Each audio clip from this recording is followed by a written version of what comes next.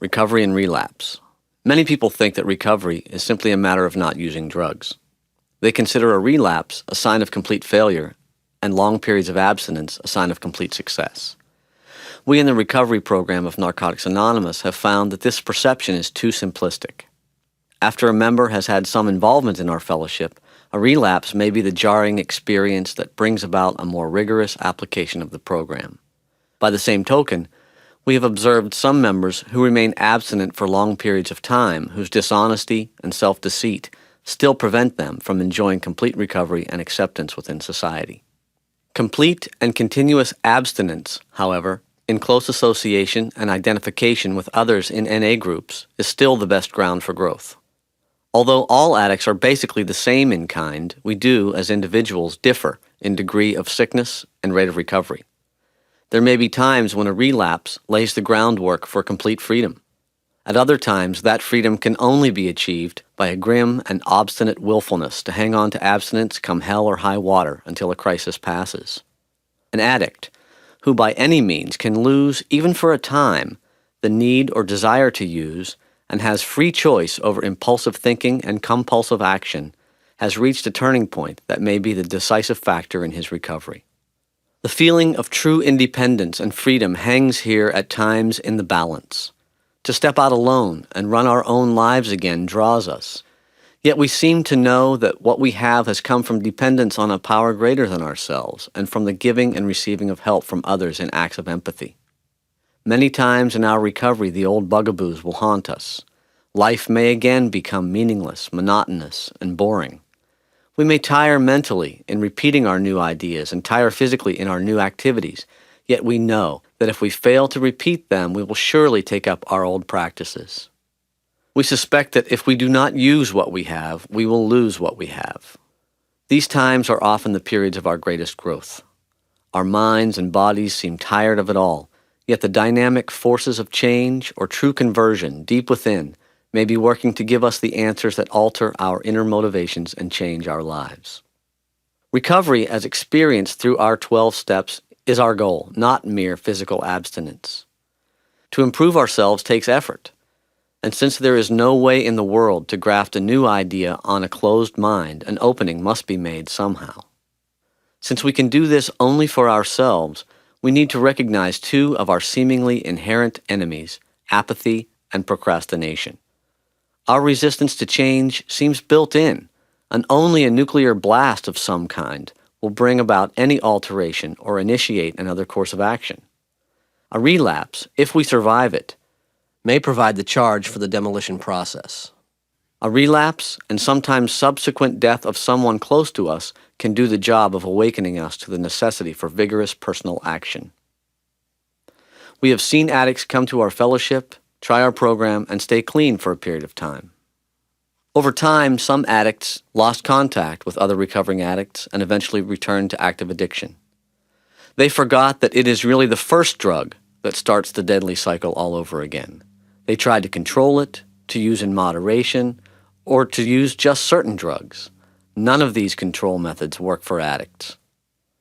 Relapse is a reality. It can and does happen. Experience shows that those who do not work our program of recovery on a daily basis may relapse. We see them come back seeking recovery. Maybe they were clean for years before their relapse. If they are lucky enough to make it back, they are shaken badly. They tell us that the relapse was more horrible than earlier use. We have never seen a person who lives the Narcotics Anonymous program relapse. Relapses are often fatal. We have attended funerals of loved ones who died from a relapse. They died in various ways. Often we see relapsers lost for years, living in misery. Those who make it to jail or institutions may survive and perhaps have a reintroduction to NA. In our daily lives, we are subject to emotional and spiritual lapses, causing us to become defenseless against the physical relapse of drug use.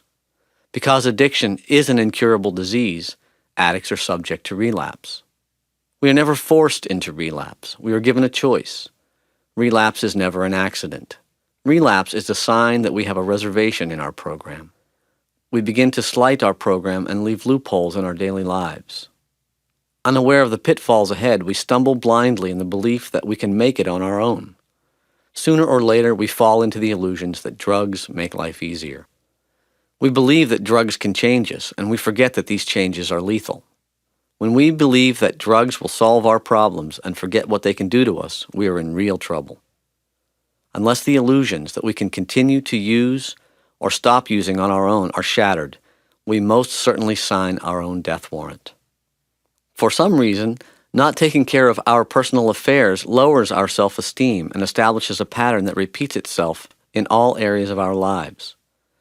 If we begin to avoid our new responsibilities by missing meetings, neglecting 12-step work, or not getting involved, our program stops. These are the kinds of things that lead to relapse. We may sense a change coming over us. Our ability to remain open-minded disappears. We may become angry and resentful toward anyone or anything. We may begin to reject those who are close to us. We isolate ourselves. We become sick of ourselves in a short time. We revert back to our sickest behavior patterns without even having to use drugs. When a resentment or any other emotional upheaval occurs, failure to practice the steps can result in a relapse. Obsessive behavior is a common denominator for addictive people. We have times when we try to fill ourselves up until we are satisfied, only to discover that there is no way to satisfy us. Part of our addictive pattern is that we can never get enough. Sometimes we forget, and we think that if we can just get enough food or enough sex or enough money, we'll be satisfied and everything will be all right. Self-will still leads us to make decisions based on manipulation, ego, lust, or false pride. We don't like to be wrong. Our egos tell us that we can do it on our own, but loneliness and paranoia quickly return. We find that we cannot really do it alone. When we try, things get worse. We need to be reminded of where we came from and that our disease will get progressively worse if we use. This is when we need the fellowship. We don't recover overnight. When we realize that we have made a bad decision or bad judgment, our inclination is to rationalize it. We often become extreme in our self-obsessive attempt to cover our tracks. We forget that we have a choice today, and we get sicker. There is something in our self-destructive personalities that cries for failure. Most of us feel that we do not deserve to succeed. This is a common theme with addicts. Self-pity is one of the most destructive of defects. It will drain us of all positive energy. We focus on anything that isn't going our way and ignore all the beauty in our lives. With no real desire to improve our lives or even to live, we just keep going further and further down.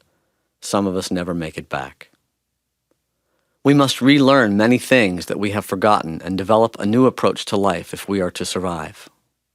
This is what Narcotics Anonymous is all about. It is about people who care about desperate, dying addicts and who can, in time, teach them how to live without drugs. Many of us had difficulty coming into the fellowship because we did not understand that we have the disease of addiction. We sometimes see our past behavior as part of ourselves and not part of our disease. We take the first step. We admit that we are powerless over our addiction, that our lives have become unmanageable. Slowly things get better and we start getting our confidence back. Our ego tells us that we can do it on our own. Things are getting better and we think we really don't need this program. Cockiness is a red light indicator. The loneliness and paranoia will come back. We find out that we can't do it on our own and things get worse. We really take the first step, this time internally. There will be times, however, when we really feel like using. We want to run and we feel lousy. We need to be reminded of where we came from and that it will be worse this time. This is when we need the program the most. We realize we must do something.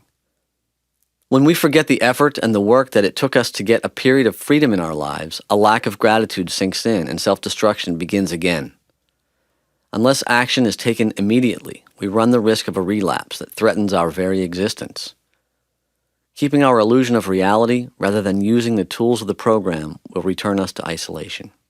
Loneliness will kill us inside, and the drugs that almost always come next may do the job completely. The symptoms and the feelings that we experience at the end of our using will come back even stronger than before. This impact is sure to destroy us if we don't surrender ourselves to the NA program. Relapse can be the destructive force that kills us or leads us to the realization of who and what we really are. The eventual misery of using is not worth the temporary escape it might give us. For us, to use is to die, often in more ways than one. One of the biggest stumbling blocks to recovery seems to be placing unrealistic expectations on ourselves or others. Relationships can be a terribly painful area. We tend to fantasize and project what will happen. We get angry and resentful if our fantasies are not fulfilled. We forget that we are powerless over other people. The old thoughts and feelings of loneliness, despair, helplessness, and self-pity creep in. Thoughts of sponsors, meetings, literature, and all other positive input leave our consciousness. We have to keep our recovery first and our priorities in order. Writing about what we want, what we are asking for, what we get, and sharing this with our sponsor or another trusted person helps us to work through negative feelings. Letting others share their experience with us gives us hope that it does get better. It seems that being powerless is a huge stumbling block. When a need arises for us to admit our powerlessness, we may first look for ways to exert power against it. After exhausting these ways, we begin sharing with others and we find hope. Attending meetings daily, living a day at a time, and reading literature seems to send our mental attitude back toward the positive. Willingness to try what has worked for others is vital. Even when we feel that we don't want to attend, meetings are a source of strength and hope for us. It is important to share our feelings of wanting to use drugs. It is amazing how often newcomers think that it is really abnormal for a drug addict to want to use. When we feel the old urges come over us, we think there must be something wrong with us and that other people in Narcotics Anonymous couldn't possibly understand. It is important to remember that the desire to use will pass. We never have to use again, no matter how we feel. All feelings will eventually pass. The progression of recovery is a continuous uphill journey. Without effort, we start the downhill run again. The progression of the disease is an ongoing process, even during abstinence. We come here powerless, and the power that we seek comes to us through other people in Narcotics Anonymous, but we must reach out for it. Now clean and in the fellowship, we need to keep ourselves surrounded by others who know us well. We need each other. Narcotics Anonymous is a fellowship of survival, and one of its advantages is that it places us in intimate, regular contact with the very people who can best understand and help us in our recovery. Good ideas and good intentions do not help if we fail to put them into action. Reaching out is the beginning of the struggle that will set us free. It will break down the walls that imprison us. A symptom of our disease is alienation, and honest sharing will free us to recover. We are grateful that we were made so welcome at meetings that we felt comfortable. Without staying clean and coming to those meetings, we would surely have a rougher time with the steps. Any use of drugs will interrupt the process of recovery.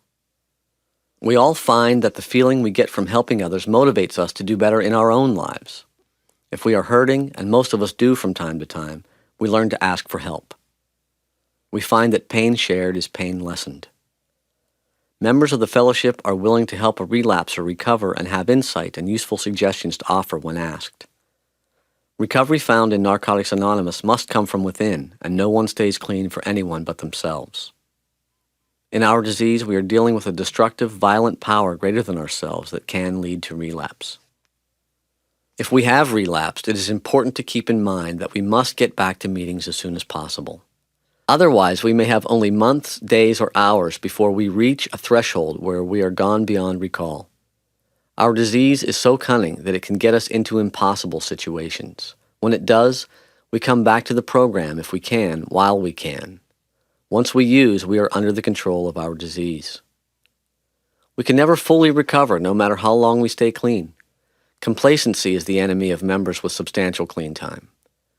If we remain complacent for long, the recovery process ceases. The disease will manifest apparent symptoms in us. Denial returns, along with obsession and compulsion. Guilt, remorse, fear, and pride may become unbearable. Soon we reach a place where our backs are against the wall. Denial and the first step conflict in our minds. If we let the obsession of using overcome us, we are doomed. Only a complete and total acceptance of the first step can save us. We must totally surrender ourselves to the program. The first thing to do is to stay clean. This makes the other stages of recovery possible. As long as we stay clean, no matter what, we have the greatest possible advantage over our disease. For this, we are grateful. Many of us get clean in a protected environment, such as a rehabilitation center or recovery house. When we re-enter the world, we feel lost, confused, and vulnerable. Going to meetings as often as possible will reduce the shock of change. Meetings provide a safe place to share with others. We begin to live the program. We learn to apply spiritual principles in our lives. We must use what we learn or we will lose it in a relapse. Many of us would have had nowhere else to go if we could not have trusted NA groups and members. At first, we were both captivated and intimidated by the fellowship. No longer comfortable with our using friends, we were not yet at home in the meetings. We began to lose our fear through the experience of sharing. The more we shared, the more our fears slipped away. We shared for this reason. Growth means change. Spiritual maintenance means ongoing recovery. Isolation is dangerous to spiritual growth. Those of us who find the fellowship and begin to live the steps develop relationships with others. As we grow, we learn to overcome the tendency to run and hide from ourselves and our feelings. Being honest about our feelings helps others to identify with us. We find that when we communicate honestly, we reach others. Honesty takes practice, and none of us claims to be perfect.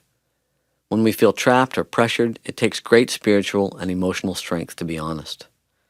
Sharing with others keeps us from feeling isolated and alone. This process is a creative action of the Spirit. When we work the program, we are living the steps daily. This gives us experience in applying spiritual principles. The experience that we gain with time helps our ongoing recovery. We must use what we learn or we will lose it, no matter how long we have been clean.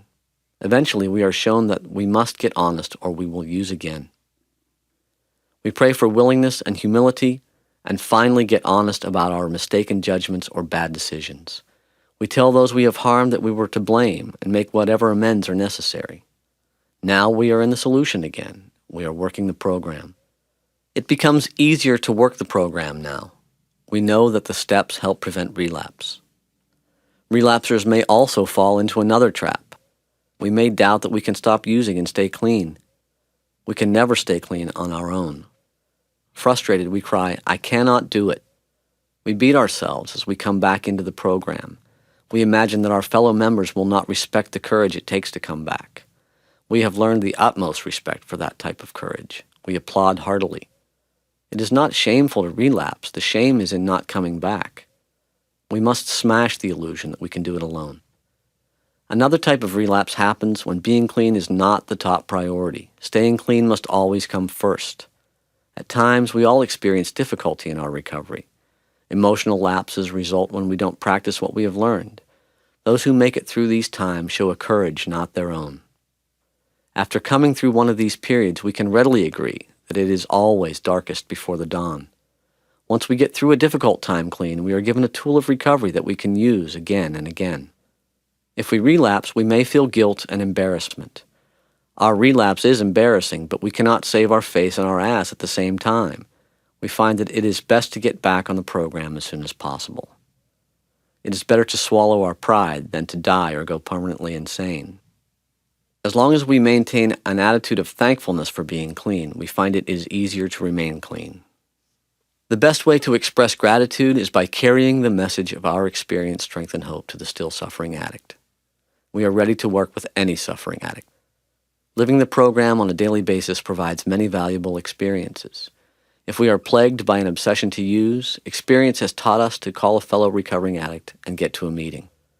Using addicts are self-centered, angry, frightened, and lonely people. In recovery, we experience spiritual growth. While using, we were dishonest, self-seeking, and often institutionalized. The program allows us to become responsible and productive members of society. As we begin to function in society, our creative freedom helps us sort our priorities and do the basic things first.